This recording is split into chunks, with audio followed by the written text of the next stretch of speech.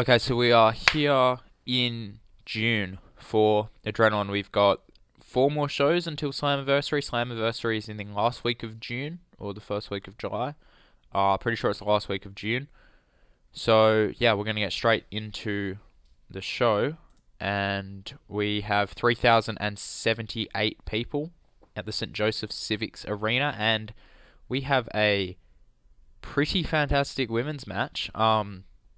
Talia Neidhart defeats Candice LeRae in 8:39 by submission with a sharpshooter. So Talia Neidhart with a 61. This isn't eye candy rated. This is regular wrestling.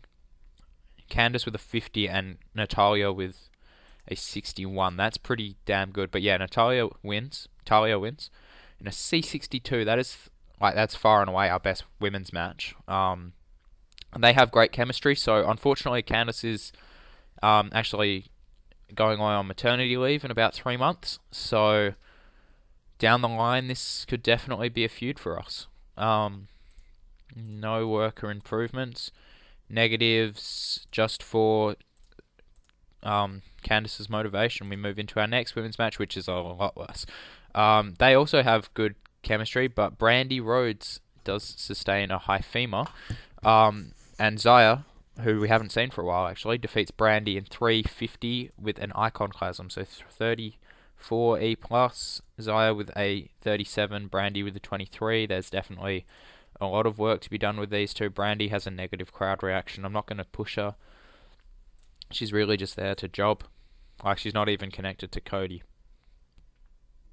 Yep, okay. And Zaya has backstage heat. That's fantastic. But we have Matt Seidel defeating Mike Werner in 6:42 by pinfall with a Here It Is driver, not a shooting star press, which is a bit different. D plus 52, Seidel with a 57, Werner with a 36, no worker improvements, and no negatives. I was intentionally bringing in Werner, well, initially, not intentionally, as kind of like a monster, but I'm not sure. I might just use him as a regular guy, maybe start him off as a heel jobber, because we've got a lot of heels who I don't want losing a lot.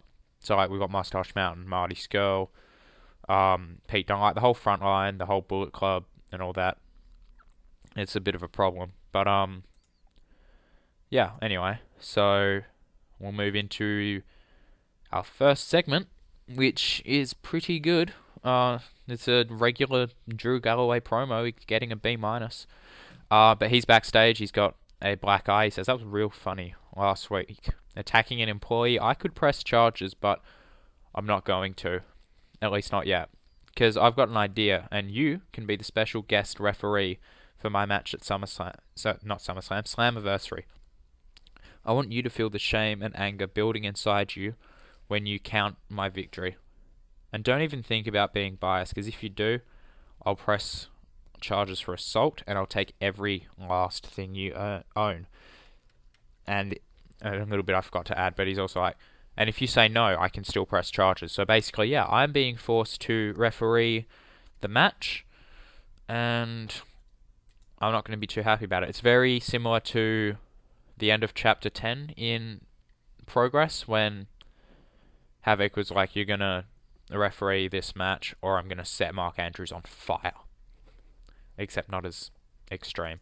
The storyline advances and gains heat, which is really good. Low heat it's like a 69. That's not low when they want 59s. Next segment is not great. These two don't click. That's alright. But Trevor Lee does defeat Travis Banks in 6:27 by submission. Lee with a 37 and Banks with a 28. Trevor Lee improves in performance skills, which is great. So the win advances Trevor's storyline. Well, it doesn't here, but it continues building Lee up, and it continues Travis's kind of like can't buy a win at the minute. But we move into an alright, not too bad segment. This was a last minute thing. But Storm's in a pub drinking. He's approached by some random person who asks him what he thinks of Bram's challenge, and Storm goes, Bram, Oh yeah, fuck, I can't wait to kick his ass at Slammiversary after everything he's done to me, what we've been through with the DCC and everything. It'll be a pleasure to put him on the shelf where he belongs. Now, if you don't mind, I'm going to get back to drinking. So C plus 70, just a quick little segment to continue this storyline because I feel it's definitely on the back burner. It's not one of our priority feuds, which is a bit annoying because they're both like upper mid card main eventers. Upper mid card / main eventers, but yeah. Next segment is Andrew Everett defeating Mr. Anderson. Not Hugo Weaving, but Ken Anderson. D plus 53. And Everett just gets a win basically. With a 450 press, which is pretty good. No negatives for Andrew. So yeah, we continue building him up as well because he's an opener.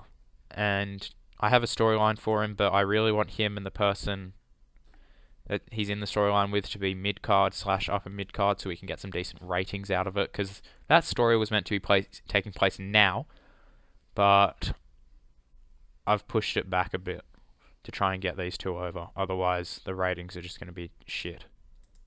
Not great. But Banks and Hendry are backstage, and Charlie Caruso, who is on a written deal, but we're not using her too much because I, for some reason, usually just have people like delivering their own interviews. I don't know. But she says, "Excuse me, gentlemen, Joe Hendry, last week you got involved in the business of Travis Banks and Mustache Mountain. Could you tell us why?" Hendry says, "Why, of course. You see, I am a hero. I am the local hero. And what do heroes do? They save people. I saw Travis was in need of saving, so I lent a hand to him. And now we've got a little proposition for Mustache Mountain."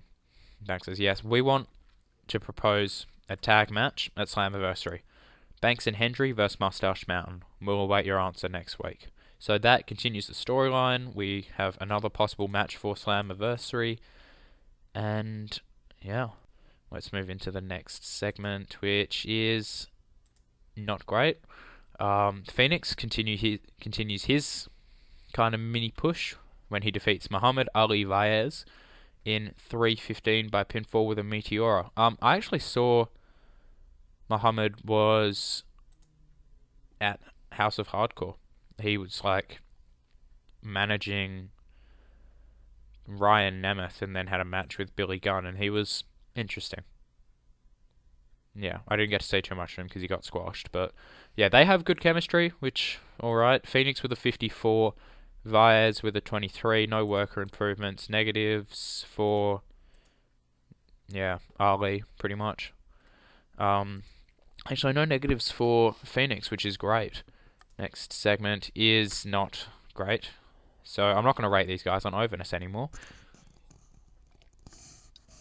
But we see a video detailing, so just like a hype package detailing the past of the Wolves. We see their multiple tag title wins, Davey's injury, Eddie's world title win, and then their split.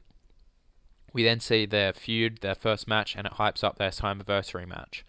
It's Eddie's chance to silence Davey forever, and Davey's chance to prove that he is the superior Wolf. So yeah, there's stuff on the, there's like stakes for this match. It's not a title match, but it's like pride. Will it be the end of the feud? Might be, might not be. The storyline advances, but loses heat, unfortunately. But no negatives. Next segment is, a bit of a middle of the line show, but that's the undercard at the minute. Matt Riddle does defeat Anthony Bennett in 2:43 by submission with a guillotine choke. D47. We have Riddle gets a 50, so he's come like leaps and bounds. He was starting with, I think, 20s. That was about 4 months ago. Now he's getting 50s, so that's good. We're getting him kind of to where I want him to be. Obviously, I want him to be a bit better, but I want him to kind of be getting 60s, 70s by maybe Bound for Glory. And Bennett with a 35, who is also started like at 20s, and he's come up. He hasn't won a match, but he's picking up improvements and everything. Matt Riddle improves in performance skills, which is great. Negatives just for the both being faces and Bennett having poor momentum, so things we can both change really quickly and easily. Next segment is Hero hanging backstage, but he is assaulted by Trevor Lee again, by the 4th time. However, he fights back and sends Lee packing. Hero seems to have gotten kind of caught on to Lee's strategy, but the question also must be asked, where was Andrew Everett? Yeah, so where was Andrew? 2-on-1 is a lot harder to fight off than 1-on-1. D46 storyline advances. Neither of these two guys are particularly over, so ratings aren't great. Moving into Nixon Newell defeating Evie. Haven't seen Nixon in a while, but she is still alive. By pinfall with a Vulture Culture Destroyer. It's Nixon with a 30, Evie with a 32. Evie gets better at her gimmick. I've got a really bad habit of, I've mentioned before, not wanting to have heels lose as much. Obviously, if you've got a story, then yes. But I seem to bring everyone in and make them go on, lengthy winning streaks. In some cases, it's necessary, but, I think in the case of people like Evie, I don't think it's necessary. So, yeah, she's not going to be getting the, unbeatable streak, I don't think. At least not yet. Maybe we could have I haven't been defeated since, November in, a year or something, but I don't know. Next segment is Marche Rocket defeating Robbie E in 3:23 by pinfall with the M80. So we continue Marche's kind of rise. Paul Heyman, who is his manager, he's a Paul Heyman guy, did good work at ringside. They don't click, but Rocket has a 35 and Robbie E has a 32. No worker improvements. These ratings will get better as Marche gets more over. Our next segment is... This show's not going to be too great unless our main events knock it out of the park. Brooke Tessmacher, however, does defeat Ayako Hamada and Gail Kim and Taylor Hendricks in 8:07 when Brooke Tessmacher defeated Taylor Hendricks by pinfall with a spinning headlock elbow drop, and Hendricks was the weak link with a 24, Gail with a 50, Ayako with a 45, and Brooke with a 34. So, yeah, arguably Ayako probably should have won this. I haven't brought her in just a job. There is stuff that we will do with her eventually, probably. Negatives. Nobody... Okay, Taylor has a negative crowd reaction. Taylor's generally not great, unfortunately. But, yeah. That's a much better rating. So, Brooke celebrates in the ring as Rosemary just sits on the stage with her title. She's probably doing that throughout the whole match. She's picked up the win, and she'll get another shot at Rosemary at Slammiversary. So Rosemary's gimmick is getting stale, which is not great. So we're going to have to tweak that. And the title storyline does advance and gain heat, though, which is really good. C65. Next segment is... Yeah. He's here. He's fucking here. Decent wrestling, not much heat. Miracle Workers defeat Sudden Impact in 12:28 when Kenny Omega defeated Kota Ibushi by pinfall with a cross-legged Fisherman's Buster. So yeah, in the segment last week I said the end. And I feel like some people probably would have assumed I may have been talking about Tommy End. But I thought Omega is the end, so Alpha, Omega, beginning, end. Might have thrown a couple people off, but yeah, so Kenny Omega is finally here, and he's not part of the Bullet Club, which is different, because I've had him since pretty much day one, and I thought I don't want to bring him in in the Bullet Club. I want to do something different. So, and I nearly did Miraculous, which if you follow Rick or Total Team Talk was Mike Bennett and Ryback. I nearly did that, and I thought, you know what, I'm gonna put Omega in that spot and team him with Bennett, and we've got another heel tag team. So his egomaniac gimmick was only average though, but he Improves in technical, as does Ibushi, and Bennett improves in performance, so that's pretty good. The storyline advances and gains heat, because it's a pretty good match. C plus 66. Although, if you look at like the talent in that match, if that was a poor match, I'd probably cry. Omega has a 57. Bennett with a 58. Ibushi with a 60. And Andrews with a 53. So yeah, Ibushi's tearing it up. He is like consistently the best worker in the ring. Any negatives? No negatives at all, actually. That is what I like to see. And that rating's not too poor either. Miracle Workers have won their debut match, and Omega and Bennett grab microphones and stand on either side of Maria, and Omega says, "Yes, it's I. I finally made my way back to America, and I am the End, the best pro wrestler in the world, the cleaner Kenny Omega." He's got so many titles, I could list them all, but then I'd run out of characters and be like, where do I go now? See, I saw Mike was struggling, so I extended an olive branch, if you will. Thankfully, he accepted, and here we are, the Miracle Workers. We're here to show everyone the true miracles in this world today, Omega and Bennett. We'll make this place better, one miracle at a time. So the storyline advances, and the negatives, no negatives at all, C60, and we'll move into the next segment with a 49D+, which is not great, but it actually gains heat for this storyline, so I'm not complaining. We see the Decay at the asylum, and they're screaming shit at Ali, who's just chained to the wall and crying. The camera then pans over to a wall, which has just like currently 2 pictures on it, with their heads circled, and they're pictures of Braxton Sutter and Zack Sabre Jr. So yeah, just building towards that Slammiversary match. Moving on. Not great. I did think that would get better, a bit better. But Aaron Rex is in the ring before his match with Austin Aries. And Rex says, "So tonight I'm facing the dropout, Austin Aries. But at Slammiversary I'm facing Alex Shelley, a machine gun. Do you know how dangerous machine guns are? They cause so much damage and death everywhere. So I'm starting a campaign. Ban machine guns. In short, I will rid Impact of the machine guns. Now, I know all of you mouth breathers. I'm not sure it's mouth breathers or mouth breeders. But I don't know. Because if it's mouth breathers, it's like, yeah, everyone breathes out of their mouth. It's not really much of an insult. Are unable to speak properly. So I want you all to get your phones out and hashtag ban Impact machine guns.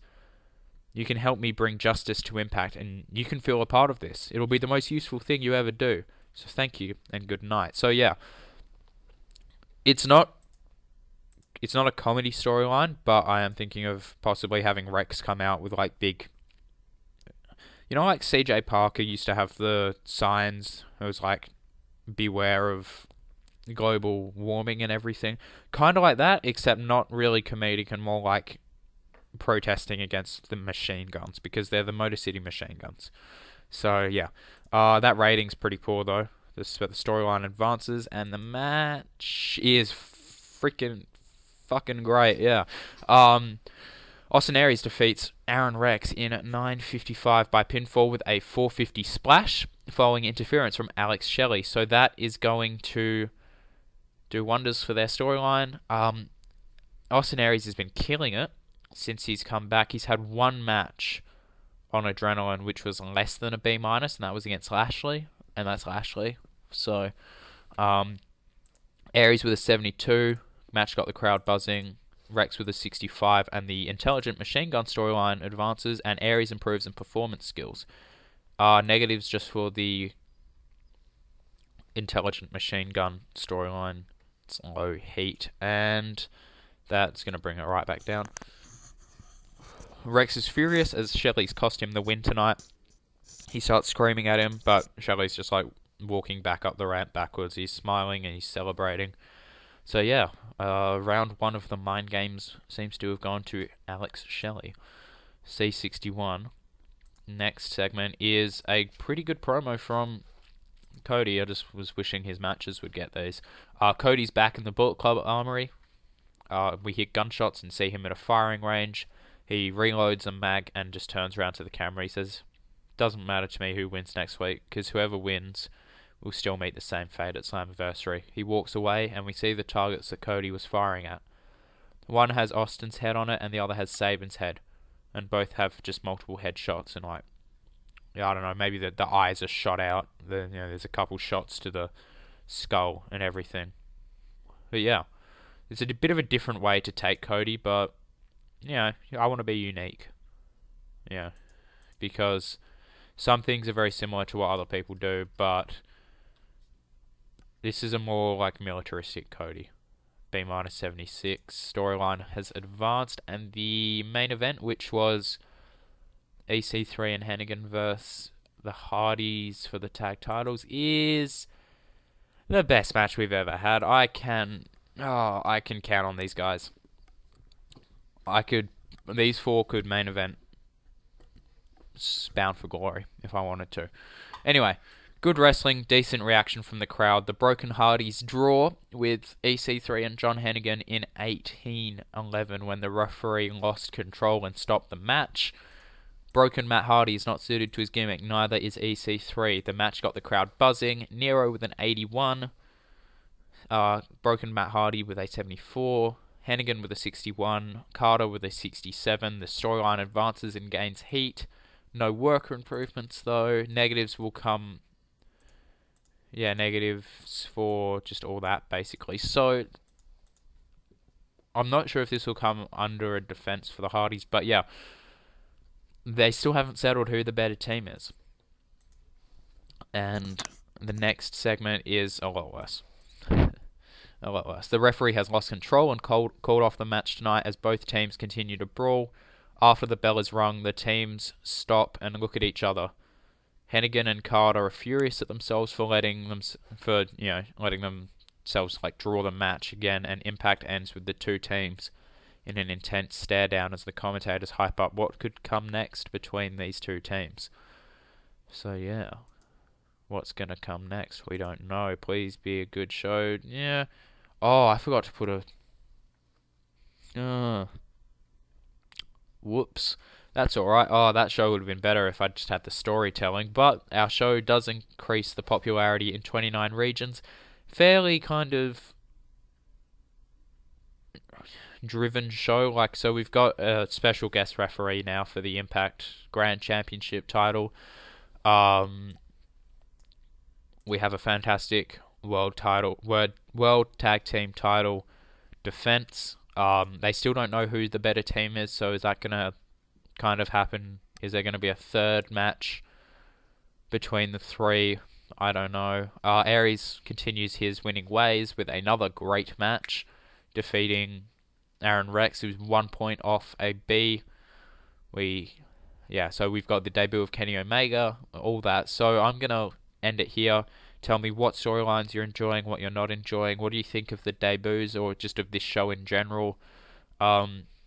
Predictions for not Bound for Glory, Slammiversary from the matches that are being hinted at or we think we're going to have or have already been set in stone. Any storyline ideas, signing ideas you've got, put them down below, and I'll see you in the next video.